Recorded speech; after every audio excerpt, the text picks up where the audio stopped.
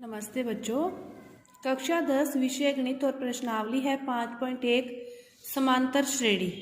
समांतर श्रेणी जैसे कि इसके नाम से स्पष्ट हो रहा है, समांतर समान अंतर, समांतर समान अंतर वाली श्रेणी, क्रम या श्रेणी कुछ भी समान अंतर वाली, नाम से स्पष्ट हो रहा है ना कि समान अंतर वाली श्रेणी या क्रम सीक्वेंस कुछ भी। तो इसके लिए अपने जैसे एक उदाहरण देखो कि कोई भी अपनी संख्याएं लिख रही हैं, जैसे पहाड़े होते हैं, जो पहाड़े होते हैं सारे, किसी भी संख्या का पहाड़ा ले लो, चाहे 2 का ले लो, 4 का ले लो, कि 2 के पहाड़े में अपने कितने कितने जोड़ते जाते हैं, 2 2 जोड़ते जाते हैं ना, समान होता है हमेशा।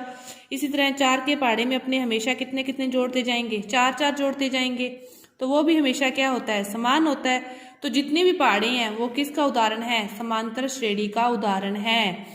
कि किसी भी संख्या में समान संख्या का जोड़ घटाव निरंतर चलता रहे, ऐसी श्रेणी क्या कहलाती है, समांतर श्रेणी कहलाती है।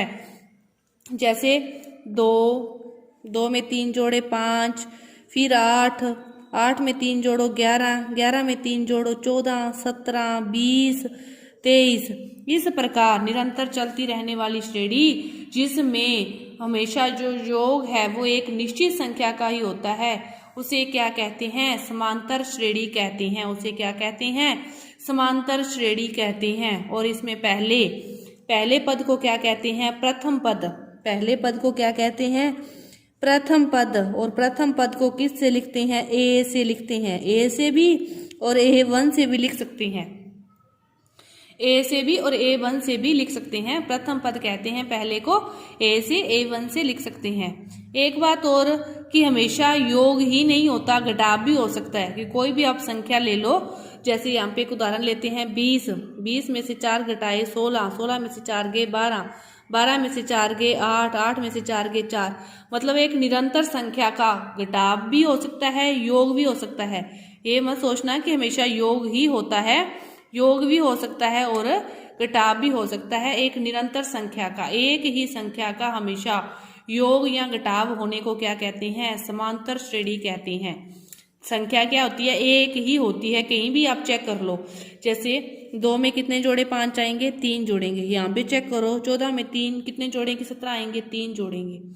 कि हमेशा यही चलता रहता है। और प्रथम पद को क्या कहते हैं, A1 कहते हैं। और इन दोनों के अंतर को किन्हीं भी दो के, जैसे जो भी अंतर होता है, मतलब जिसके जोड़ने या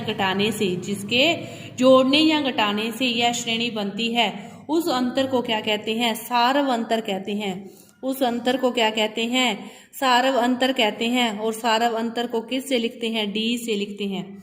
सारव अंतर को डी से लिखते हैं, सारव अंतर को डी से लिखते हैं। अब देखो पहला पद है ए क्या हो गया, 2। और इन दोनों का अंतर कितना हो गया, इन दोनों का अंतर कितना हो गया, 3 हो गया।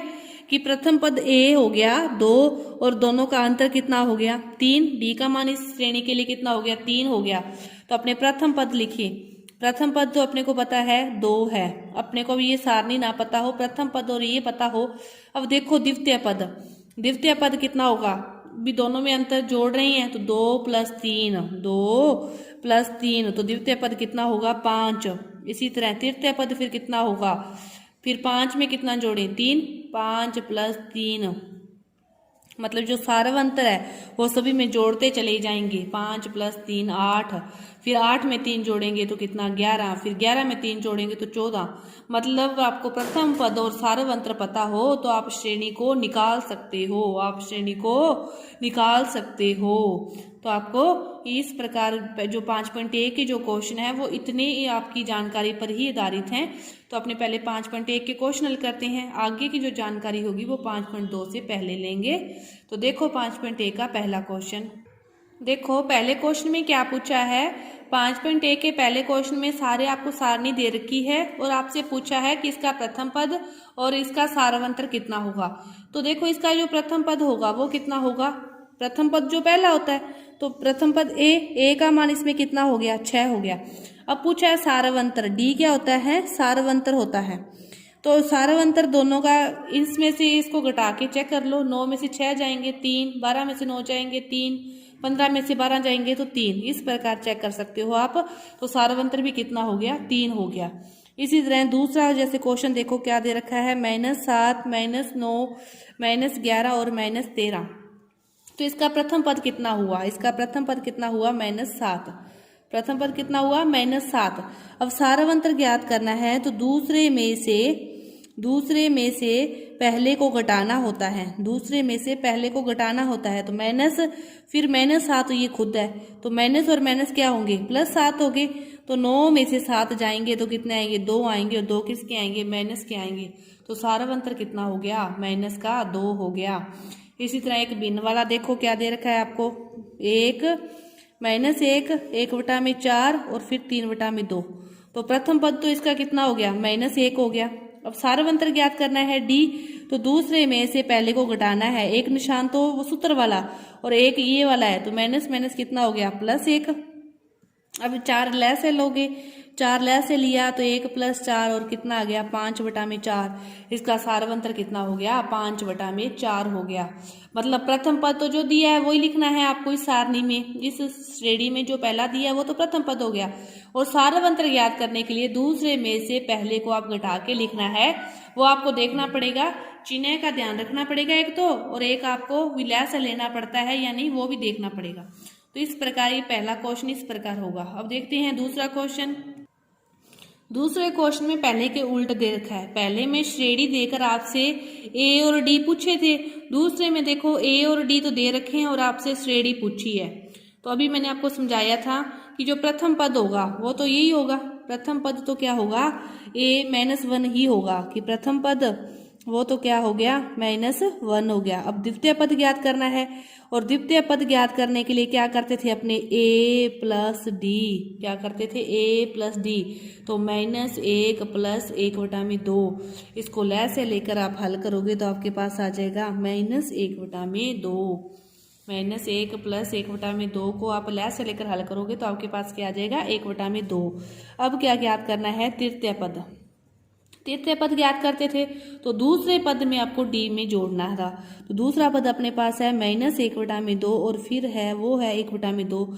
तो माइनस और 1 प्लस है, दोनों कट जाएंगे तो आपके पास तीसरा पद क्या आ गया, 0। अब ज्ञात करना है चतुर्थ पद। चतुर्थ पद ज्ञात करने के लिए तीसरे में जोड़ना था, तीसरा है 0 और आपके पास D है 1/2। तो क्या आपके पास आ गया चौथा पद 1/2। तो इस प्रकार आप आगे से आगे ज्ञात कर सकते हो। इस प्रकार आपको इनमें क्या करना है, बस A और D का मान दे रखा है और जोड़ घटाव करके आपको, जैसे देखो एक क्वेश्चन और हल करते हैं अपने। A का मान दे रखा है 11 और D का मान दे रखा है -4। तो A का मान प्रथम पद 11। अब देखो द्वितीय पद ज्ञात करेंगे तो 11 में आपको 4 को क्या करना है, माइनस दे रखा है तो माइनस का चिन्ह आ जाएगा। 11 में से 4 गए, आपके पास कितने बचे, 7। तृतीय पद 7 में से 4 गए, कितने बचे, 3। और चतुर्थ पद 3 में से 4 गए, कितना बचा, -1। इस प्रकार घटाते जाना है और आपके पास आते जाएंगे। ये है दूसरा क्वेश्चन। पहले क्वेश्चन में श्रेणी दी थी, प्रथम पद और सारवंतर पूछा था। द्वितीय में आपको प्रथम पद और सारवंतर दिया है, श्रेणी पूछी है, जोड़ करते जाना है, जोड़ करना सभी को आता है। तो दूसरा, तीसरे क्वेश्चन में क्या पूछ रहा है, आपको संख्याएं दे रखी है और आपसे पूछ रही हैं कि ये समांतर श्रेणी में है या नहीं है। तो इसको चेक करने के लिए कि ये समांतर श्रेणी में है या नहीं है, आप क्या करो, इन दोनों का जैसे घटाव करके देखो, इन दोनों का घटाव करके देखो कैसे। 5/2 में से 2 को घटाओगे तो आपके पास लय से लेकर हल करोगे तो क्या आ गया, 1/2 आ गया। इसी तरह 7/2 में से 3 को घटाओगे तो लय से लेकर तो आपके पास क्या आ गया, 1/2 आ गया। ये दोनों क्या आ गए, बराबर आ गए। अब फिर इसमें से ये भी घटा के देख लो, 3 में से 5/2 को घटा लो तो 6 में से 5 गए तो आपके पास ये भी 1/2 आ गया। मतलब जो सारवंतर है वो बराबर आ रहा है, तो इसका अर्थ ये क्या हो गया, समांतर श्रेणी में हो गया। अब इसने ये कहा कि यदि ये श्रेणी समांतर श्रेणी में है तो आप आगे के पद और लिखो, 4 पद।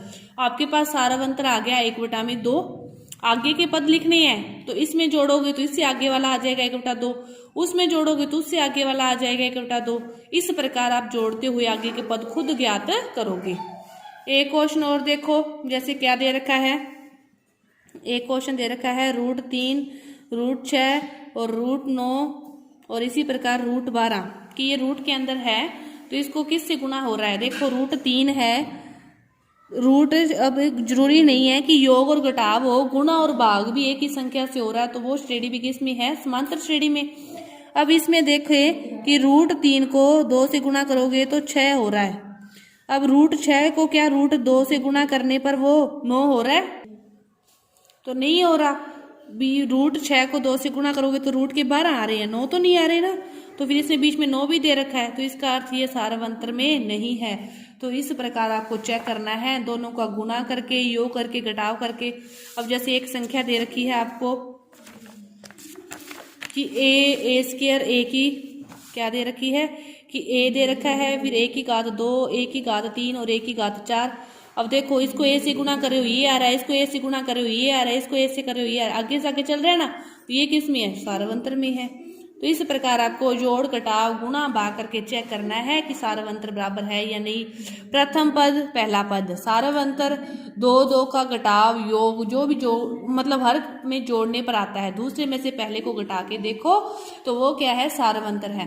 पहले पद में आप सारवंतर जोड़ोगे तो आपके पास दूसरा पद आएगा, दूसरे पद में सारवंतर जोड़ोगे तो आपके पास तीसरा पद आएगा, और तीसरे पद में सारवंतर जोड़ोगे तो आपके पास चौथा पद आएगा। इसी प्रकार कि nवां पद ज्ञात करना है तो आपको सारवंतर किस में जोड़ना पड़ेगा, उससे पहले पद में आप सारवंतर जोड़ोगे तो आपके पास वो nवां पद आएगा। nवां पद जो भी उसने पूछा होगा कि 5वां पद ज्ञात करो, 6ठा पद ज्ञात करो, 7वां पद ज्ञात करो, तो nवां पद वो होगा। तो ये समांतर श्रेणी की जो पहली प्रश्नावली है 5.1 ये पूरी हुई। धन्यवाद।